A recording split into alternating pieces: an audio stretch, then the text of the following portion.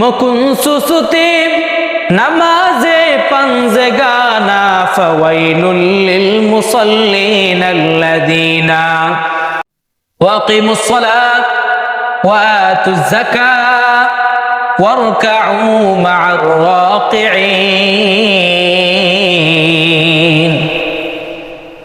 আল্লাহ তাআলা বলেন আকিমুস সালাত, তোমরা নামাজ কায়েম করো, ওয়া আতুজ যাকাত এবং যাকাত দাও, আবার ওয়ারকাউ মা'আর রাকিঈন, যারা রুকুকারী তাদের অন্তর্ভুক্ত হয়ে যাও। মকুন সুসুতি নামাজে পাঞ্জেগানা ফাওয়াইলুল লিল মুসাল্লিন আল্লাযীনা মুমিনারা নামাজ ইমদাদু দাত ইস্তাঈনু আয়াতে কুরআন বকা। আল্লাহ তাআলা বলেন ওয়াকিমুস সালাহ, নামাজ পড়ো, ওয়া আতুজ যাকাত, যাকাত দাও, ওয়ারকাউ মা'আর রাকিঈন, যারা রুকুকারী তাদের অন্তর্ভুক্ত হয়ে যাও। অর্থাৎ রুকুকারী বলতে কাদেরকে বোঝানো হয়েছে? এই আয়াতের ব্যাখ্যায় মুফাসসিরিনে কেরাম উল্লেখ করেন ওয়ারকাউ মা'আর রাকিঈন, রাকিউন এক বচন, রাকিঈন বহু বচন। অর্থাৎ যারা যেই সমস্ত লোকেরা, অনেক লোকেরা যেখানে রুকু করে ওই রুকুকারীদের অন্তর্ভুক্ত তুমি হয়ে যাও। তার মানে হলো মুফাসসিরিনে কেরাম এই আয়াতের ব্যাখ্যায় লিখেছেন মা'আর রাকিঈন ওয়ারকাউ মা'আর রাকিঈন, রুকুকারীদের অন্তর্ভুক্ত হয়ে যাও মানে তোমরা 5 ওয়াক্ত নামাজ জামাতের সাথে আদায় করো। কিসের সাথে আদায় করো? আল্লাহ তাআলা নির্দেশ দিয়েছেন না দেন নাই? আল্লাহ তাআলা নির্দেশ দিয়েছেন, দলিল পাইছেন?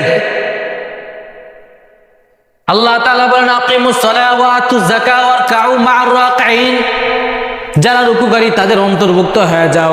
অর্থাৎ যে সমস্ত লোকেরা জামাতের সাথে নামাজ পড়ে ওই সমস্ত লোকদের সাথে তোমরাও জামাতের সাথে শরীক হয়ে যাও।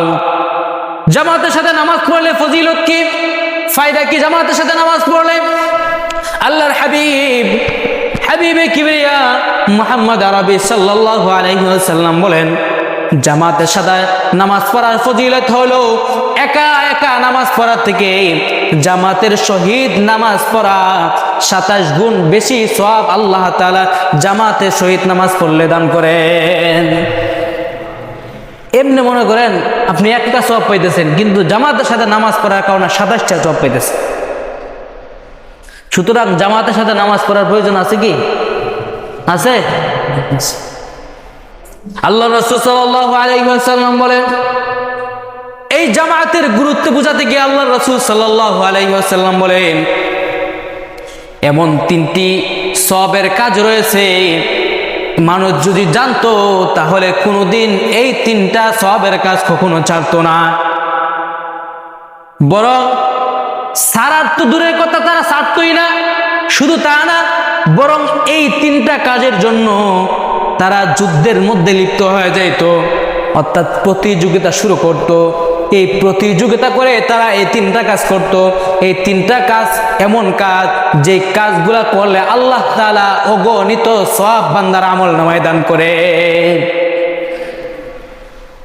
আল্লাহর হাবিব সাল্লাল্লাহু আলাইহি ওয়াসাল্লাম বলেন 3টা জিনিস কি, যেই 3টা জিনিস বান্দারা লাভ করার জন্য পাগলের মতো হয়ে যাইত, প্রতিযোগিতা শুরু হয়ে যেত, পরস্পরে প্রতিদ্বন্দ্বিতা শুরু হয়ে যাইত।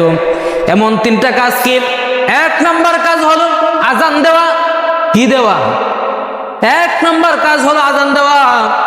2 নম্বর কাজ হলো দ্বিপ্রহরের সময় অর্থাৎ প্রখর রৌদ্রের সময় জোহরের নামাজ মসজিদে এসে আদায় করা যে কত সওয়াব এটা বান্দা জানে না। 3 নম্বর হলো যারা নামাজের মধ্যে আসে, মসজিদের মধ্যে এসে সামনের কাতারে নামাজ পড়ে, এই সামনের কাতারের যে কত ফজিলত আল্লাহর হাবিব সাল্লাল্লাহু আলাইহি ওয়াসাল্লাম বলেন উম্মতেরা যদি এই 3টা ফজিলত সম্পর্কে জানতো তাহলে এই 3টা কাজ করার জন্য উম্মতেরা প্রতিযোগিতার মধ্যে লেগে যাইতো।